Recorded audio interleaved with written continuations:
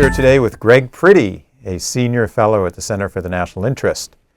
Greg, the Middle East is once again in turmoil. I guess you could say, what's new? I was wondering, what is your take on Iran? The Trump administration has been making some conciliatory noises. Trump has indicated that he does not want to take military action against Iran, but would like to try and find some kind of peaceful modus vivendi with it. What's your take? Well, there is arguably kind of a window of opportunity here that's going to close at some point. Iran has talked about wanting to reopen negotiations on a deal. They also have made some conciliatory statements recently, prior to what Ayatollah Khamenei said last weekend, which I'll get to that. But they'd made some conciliatory statements about not wanting direct conflict with Israel. That's something that they don't usually say explicitly. But those positive noises haven't really, there's no indication that either side is making concrete steps to open negotiations. You have a Middle East envoy who's been appointed to deal with Israeli-Palestinian issues, Steve Witkoff. Trump had alluded to him possibly getting the Iran portfolio. That seemed kind of not credible, given that he's got so much on his plate right now. But that's one of the big concerns that I have is that there is nobody at a senior level in the Trump administration who seems to have that portfolio yet. And unlike many other things where they came into office with a plan, they seem to have had a vague, kind of broad idea that we don't want conflict with Iran, but they don't have a senior official who's going to pick up the ball and run with it. Trump has talked about trying to open the oil spigots to push Russia to reach an accommodation in Ukraine. How likely or viable do you think that plan is? So the world oil market is obviously a very complicated issue, but I think it's going to be a hard sell for the Saudis and Emiratis right now, the two producers that have a good deal of spare capacity. They have been colluding with Russia, to try to drive prices up over the last several years. I think they have tacitly now accepted that that's failed, with prices coming back down into the 70s. I think the Saudis had hoped to keep it about 90 or above for their budgetary needs.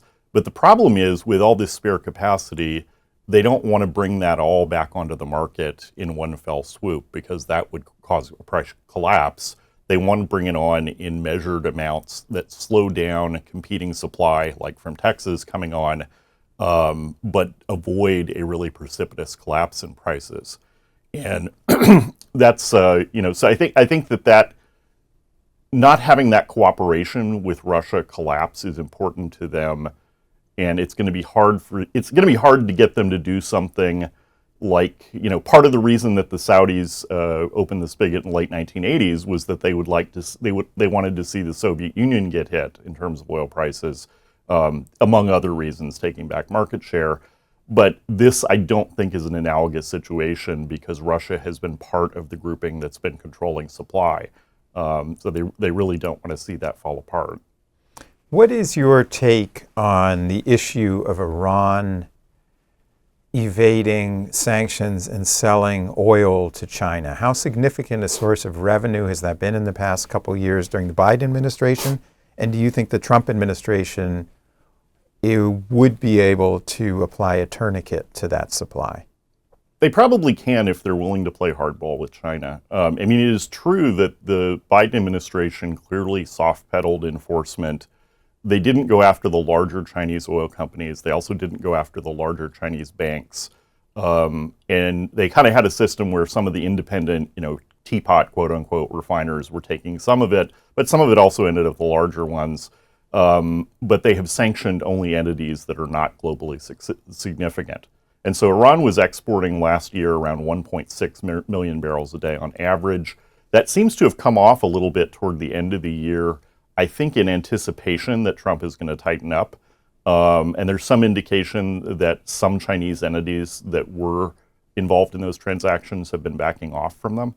Part of that, a year ago, the Biden administration appears to have had some tacit understandings with Iran that they would refrain from doing certain things, and not a deal on paper, but some tacit understandings. And I think that was part of the soft pedaling on this.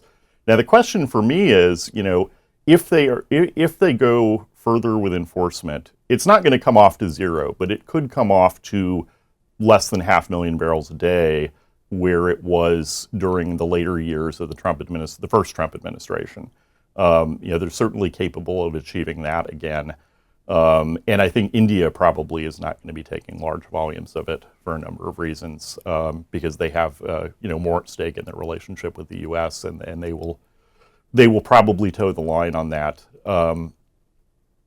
How critical are those revenues for Iran? It's a big chunk of money, but Iran has a history of, Iran has a much more varied economy than most of the rest of the Gulf.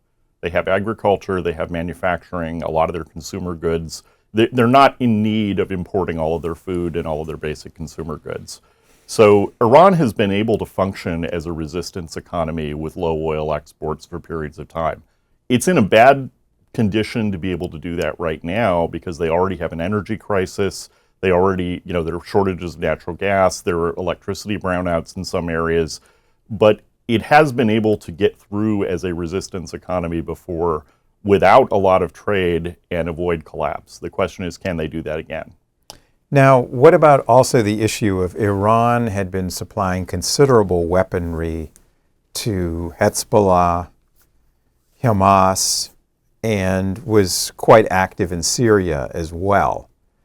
Do they have the revenues to reconstitute that aid, or are they able to extract enough domestically, make the internal population suffer, to derive sufficient revenues to try and rebuild their posture?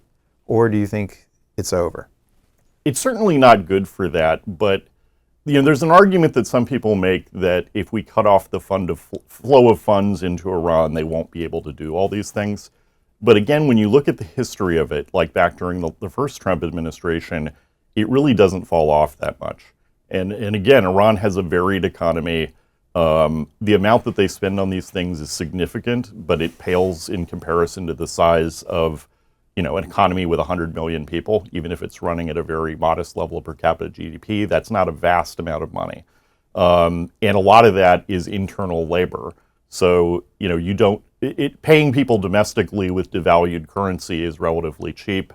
And the imported components that go into those weapons, lots of Western, and Asian chips and such that go into them, but I don't think it's a vast amount of money.